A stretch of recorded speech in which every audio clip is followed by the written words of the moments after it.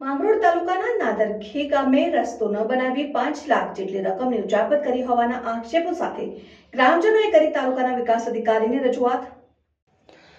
નાંદરખીથી ચંદવાણા તરફ જતો જૂનો રસ્તો જે રાતડા વિસ્તાર તરીકે ઓળખાતો હોય છે, જે રસ્તાનો ચોમાસામાં ધોવાણ થતા રસ્તો બનાવવા રજૂઆતો કરી હોય, પણ રજૂઆતો કરાતા આ રસ્તો ધ્યાને આવતા રસ્તો 2022-23માં 5,70,000ની રકમથી બની ગયેલ હોય, પરંતુ હાલ ગ્રામજનો આક્ષેપ છે કે રસ્તો ત્યાં બનેલ ન હોય। તેથી માંગરોળ તાલુકાના નાદરખી ગ્રામજનો દ્વારા માંગરોળ તાલુકા પંચાયત કચેરી ખાતે આવી આ રસ્તો ફરી બનાવવા બાબત તેમજ અગાઉ આ રસ્તો ન બનાવેલ હોય અને ગ્રાન્ટની ઉચાપત કરી હોય તેઓની સામે કાયદાકીય રીતે તપાસ કરીને પગલાં લેવા આવેદનપત્ર પાઠવવામાં આવ્યું હતું।